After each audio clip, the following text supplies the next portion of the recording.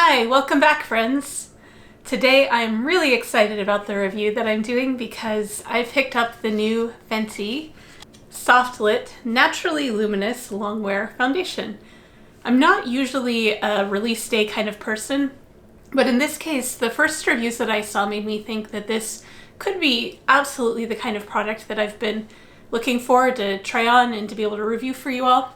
And so I decided, why not get a review out so that other people who have very dry skin and rosacea can have a sense of whether it might work for your skin and give you the kind of effect that you're looking for. So that's my goal today. Before I started, I put on SPF. I'm wearing the new Blur Screen from Nyx. It has a nicely smoothing effect, and so I think that that may be a good base for something like this. I also did the usual under eye corrector from e.l.f. I'll have all the products listed in the description if you want to know exactly the details so that you can check it out. On the box it says, natural looking radiance without shine, high performance longwear formula, medium coverage. So we'll see if it lines up with that. I picked it up in the shade 120, which should be a fair neutral. So I don't know if that's going to be a good shade match for me or not. I don't own any of the other Fenty liquid foundations that have that full 50 shade range, which is absolutely fabulous. You know, I think Fenty has done so much to move companies forward in terms of making that the standard, to where, you know, we might even see a brand that only has 30 and think you could do better. You know, I really appreciate what they've done for that. So I'll go ahead and take it out of the box. We have this beautiful frosted glass. If my lighting is weird or inconsistent today, we've been having hailstorms moving through, and so it's sunny now. It was hailing pretty bad about half an hour ago, so I will pause if it gets really loud, but otherwise we might have things that just kind of shift a little bit in color tone and everything, and I'll try to do my best, give us the best available lighting to work with. All right, I'm going to go ahead and just put one pump of this on my hand. I have a damp sponge to work with. I actually grabbed two of them, both the EcoTools one that I usually use and Real Techniques one. The EcoTools is a little bit more porous and the Real Techniques is a little bit more dense. And so that may be helpful also for seeing how the finish is going to be. They, I believe, recommend that you use their brush, but you know, it's a good marketing tie-in. I don't know if it's really necessary. If you're looking for a brush, you could always do that. I usually prefer to apply a liquid foundation with a sponge. Here's what it looks like out of the bottle. To my eye, it has a little bit of a peachy beige, so that might work out nicely. Just take a little bit and start tapping it on. Starting with the areas where I have the most redness, because that's what I want to prioritize covering.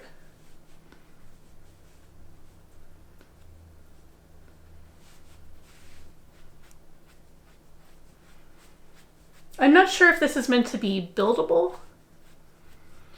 It does feel like a little goes a long way.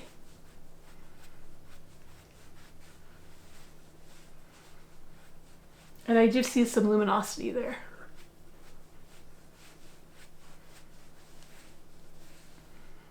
Quite smooth. So that's one pump on this part of my face. Take just a little bit more of what's on my hand. Do my chin.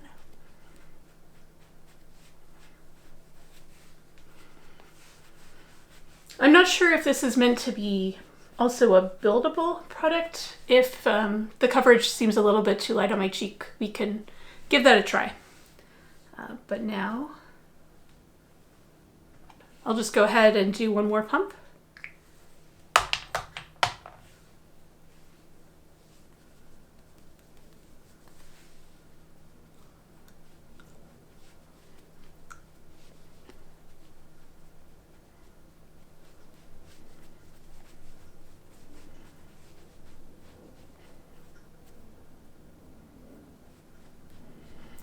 Trying to keep it out of the under eye area since I already have something there.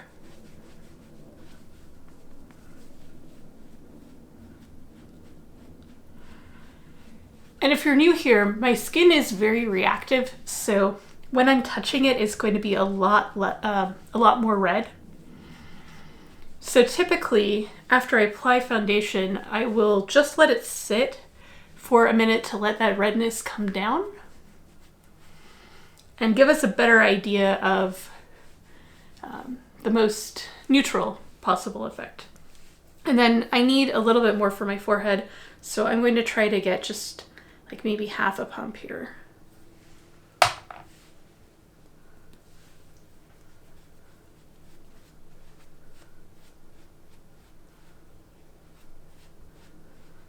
And if you're very fair-skinned, 120 is not the lightest shade. I think they also have a 100 and a 110. And I don't remember offhand what the undertones are for that. My main concern was that this might run a little warm as a neutral, just based on swatching, but yeah.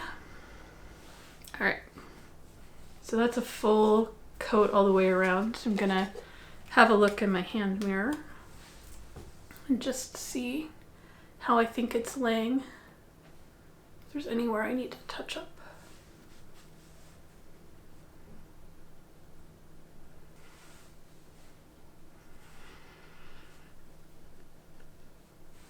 With any foundation, I expect that I will have it hold up least well on my upper lip because allergies and nose blowing and all of that kind of stuff tends to erode it. So I'm going to include a pinned comment that has my wear notes for this, just to talk about how it seems like it's doing over the course of the day.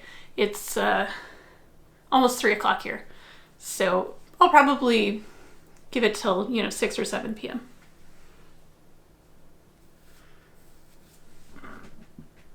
It's very smooth.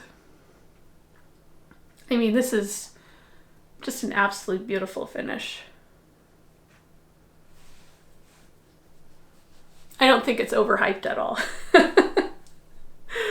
I mean, I'm really impressed with how this looks. Often, if I'm going to see texture, it will be here on my cheeks and around the chin and my forehead. And it's not that my skin is perfectly smooth, but it just isn't highlighting that texture at all. That is pretty cool. And at the moment, I think I'm slightly flushed. I do see some pink coming through on my cheeks. But this is really good in terms of coverage for really not that much product, not a heavy feeling. It feels very light. I think the shade's pretty decent. I'll have a better idea when I come back and look at my footage, and especially again with the way that the light's been alternating a little bit. It's hard to know for sure. Sometimes also I just need to let the foundation sit on my skin, and again, like, let the flushing calm down and let it settle in however it's going to settle for me to really know. But what I see right now is extremely promising. Like, I don't regret going and picking this up at all. And so I'm just going to quick do my brows, kind of the usual routine, and then we'll come back and talk about lip products. All right, see you in a minute. All right, so there's a little bit of texture happening right now on my forehead and my upper lip that I don't totally love, but it's possible that that's a bit of user error in terms of just needing to apply more product.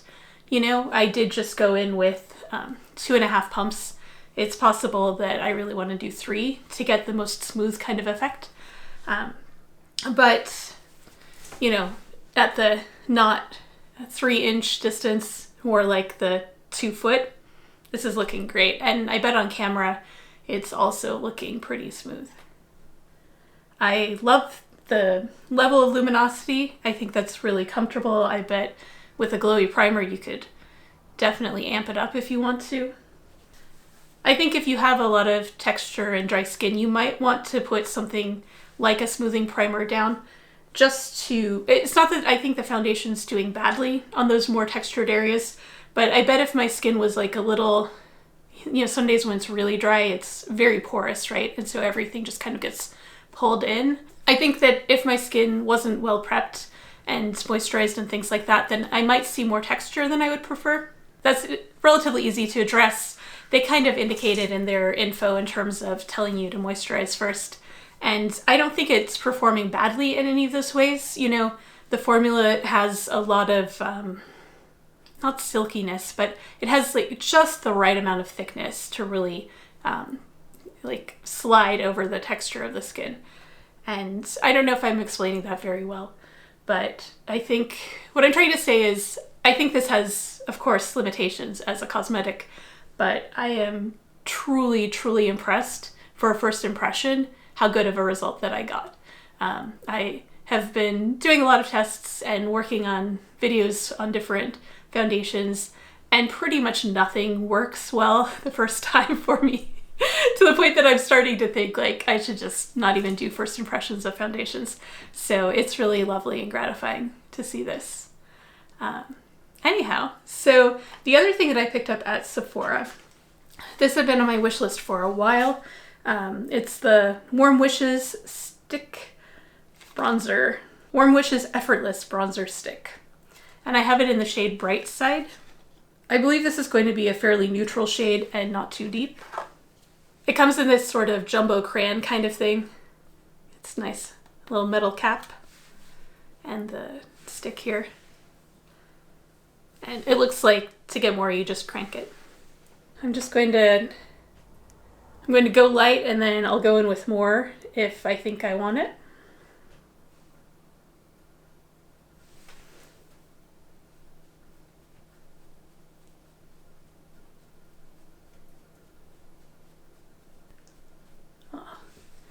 A nice glow.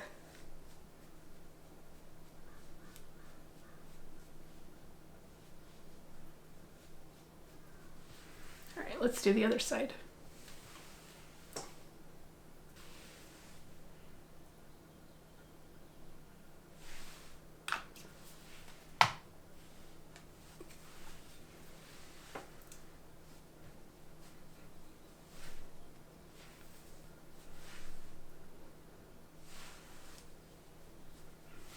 I think I can add the tiniest bit more to even it.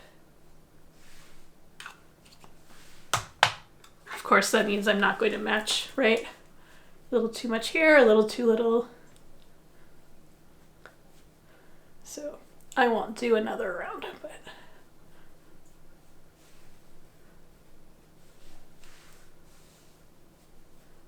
I'll just bring it up the cheek a little.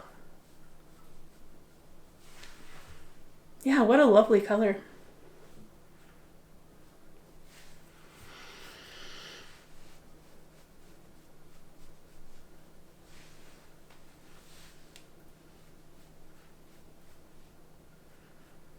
It blends in really nicely.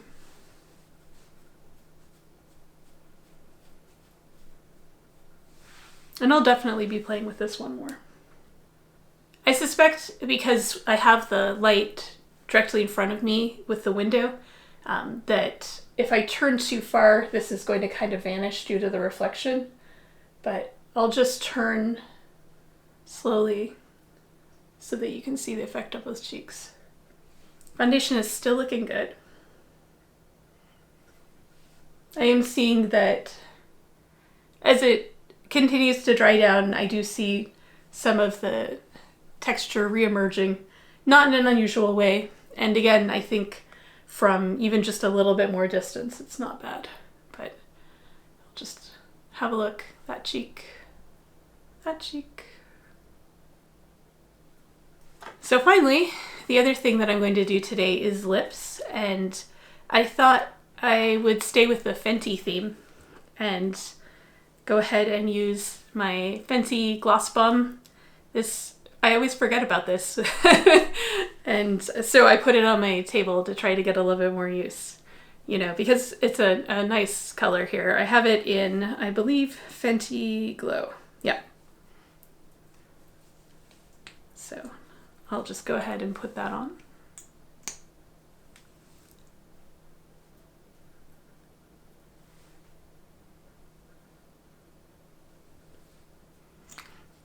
It's coming out a little gloppy, maybe because this is older one. So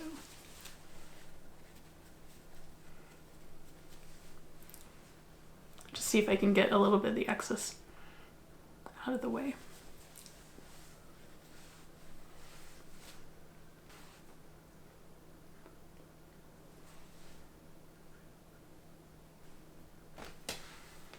All right, I think that works. That's a nice effect. Just a little pink and glossy. So, in conclusion, like I said before, I don't necessarily do a lot of first impressions of foundations, especially a brand new product like this, but I am really glad that I went ahead and took a look, because this is a really great base, you know, to start with, and I feel like there's a lot that I can do with it in terms of different primers and, you know, what I want to put with it, you know, in various kinds of ways. Like, I just think that if you have skin, if your skin is fairly similar to mine, you might find that this is a great starting point for you. It is, however, a $40 foundation. Maybe you're not in the market for a $40 foundation today. I suggest, as always, you know, go ahead and put it on your wish list, think about it, watch more reviews. I'm sure there's going to be a bunch over the next couple of weeks. And, you know, don't just buy it in the heat of the moment because I'm like, ooh, shiny. Give yourself a chance to really consider that, especially, you know, again, for a $40 item. It is being sold at Sephora, so if you want, you could go to Sephora, get a sample, and, you know, or swatch it on your arm or something. Get to look at it in regular daylight so that you can really see if it's going to have the kind of finish and tone and everything that you're looking for. But I really, yeah, this is great. This feels really good. I haven't seen any, I don't think any real change in color. All right, while I was doing the wrap up, my camera cut out because the memory card was full. So while I was waiting for that to transfer all the files and be able to finish, I went and I applied a little bit more bronzer, you know. It is really nicely blendable, so I'm glad that I picked that up. And yeah, just to give my final thoughts on the foundation, it's what I was hoping for. I think that it does have a really nice, lightweight, luminous finish. You know, so many things can feel really cakey and heavy on dry skin, and I don't get any of that from it. You know, it's maybe been 20 minutes, and I still feel like it's really soft and comfortable in all of those kinds of ways. The only caveats that I have are that I do see it settling into the texture a little bit more than I'd like, so I will be trying it with some different smoothing, blurring primers to even that out, but it's not terrible. You know, I wouldn't be uncomfortable going out of the house like this or getting on a Zoom call. I think it looks totally fine. And the other thing is that if you're looking to fully cover your rosacea and have absolutely no pink, you can see, hopefully you can see about how much is still showing through. For me, this is a completely comfortable amount of coverage, but for you, you might want to either, you know, put a little bit more on, maybe even use a brush to get heavier coverage. And then the other thing, of course, always is to use a tinted primer or something like that that can give you a little bit of cancellation first. But for having done none of those things, I think this is a pretty great result. Thank you so much for being here and hanging out with me today while I try this out. I hope it was interesting or useful to you to see my perspective on it. If you have rosacea, I would love for you to leave a comment and tell me what sorts of things you're looking for in a foundation review.